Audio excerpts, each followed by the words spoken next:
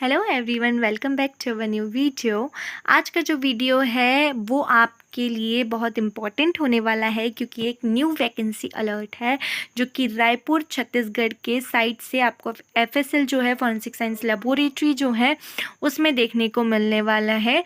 जो कैंपस है आपका वो रायपुर का होने वाला है, छत्तीसगढ़ का कैंपस होने वाला है, जिसमें आपका जो कब तक आपकी ये जो नोटिफिकेशन है इसमें आपके जितने भी एप्लीकेशन है वो इनवाइट है वो आपके 22/8/2024 से 5/9/2004 तक यहाँ पर अवेलेबल है। यहाँ पर आप देख सकते हो।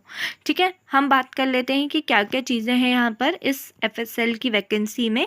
तो सबसे फर्स्ट यहाँ पर देख लो, जो आपका फिज़िक्स का डिवीज़न है उसके लिए बेसिकली यहाँ पर डिवीजन्स किए गए हैं, कास्ट के बेसिस पर डिवीज़न है।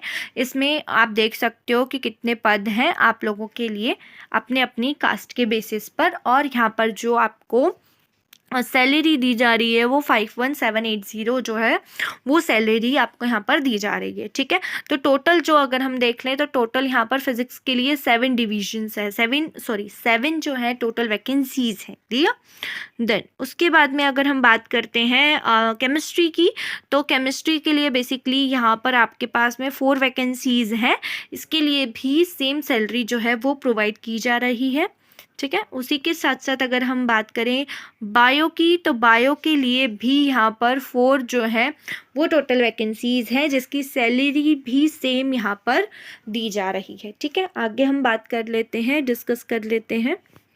देखो यहाँ पर अगर हम बात करें असिस्टेंट की, मतलब सहायक की, तो सहायक के लिए भी यहाँ पर आपकी 5 वैकेंसीज है। ठीक है, 5 वैकेंसीज है और इनके लिए सैलरी जो है 2675 जो सैलरी है वो है। ठीक है, देन उसके बाद में अगर हम परिचारक की बात करते हैं, आपके लेबोरेटरी परिचारक की बात करते हैं, तो उसके लिए आपकी जो टोटल जो आपका वैकेंसी है वो टोटल 10 वैकेंसीज है।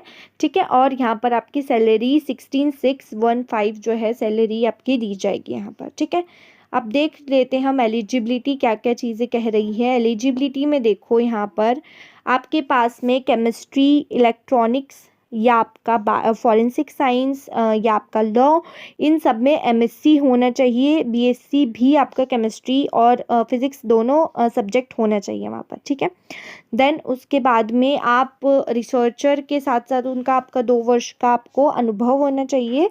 ठीक है, 2 वर्ष जो है आपको अनुभव रखने हैं रिसर्च की आपके बेसिस पर। ठीक है, देन उसके बाद में आप उसके साथ में बीएससी के साथ में अगर आपके पास में फॉरेंसिक साइंस, फिजिक्स या बैलिस्टिक्स वगैरह है, उनके साथ साथ उनका 5 वर्ष का अनुभव यहाँ पर आप में होना चाहिए। ठीक है, देन उसके बाद में अगर हम बात करें जो आपका वैज्ञानिक अधिकारी जो है केमिस्ट्री के लिए, तो केमिस्ट्री में भी सेम आपके पास में आपको केमिस्ट्री होना चाहिए, फॉरेंसिक हो सकता है, और अगर टॉक्सिकोलॉजी हो सकता है। अगर टॉक्सिकोलॉजी, फॉरेंसिक साइंस ये सब है तो इसमें आपके साथ में बीएससी में आपका केमिस्ट्री ज़रूर से होना चाहिए। ठीक है, और आपका रिसर्च में आपको 2 ईयर्स का एक्सपीरियंस यहाँ पर देखने को मिलेगा। ठीक है, उसके बाद में अगर हम बात करते हैं आपका बायो के लिए, अगर हम बात करें तो बायो में भी आपका सेम आपको माइक्रोबायोलॉजी, आपका ह्यूमन फिजियोलॉजी, केमिस्ट्री, फिज़िक्स या फॉरेंसिक साइंस जो है वो आप मैं यहाँ पे आपका सब्जेक्ट होना चाहिए। देन उसके साथ साथ आपका जो है आपको रिसर्च में एज अ रिसर्चर 2 ईयर्स का एक्सपीरियंस यहाँ पे होना चाहिए। ठीक, क्लियर। देन उसके बाद में अगर हम बात करते हैं जो आपका लेबोरेटरी असिस्टेंट है उसके लिए अगर हम बात करेंगे, तो यहाँ पर आपके पास में आपका बायो सब्जेक्ट होना चाहिए। ठीक है, 12th में या 10th प्लस 12th में। ठीक है, और आपका वो पास आउट होना चाहिए, 12th पास आउट होना चाहिए। ठीक है, देन उसके बाद में अगर परिचारक के लिए आप करते हैं आवेदन यहाँ पर, तो उसमें भी आपके पास 12th में या हाई स्कूल में 10th में, दोनों में आपको जो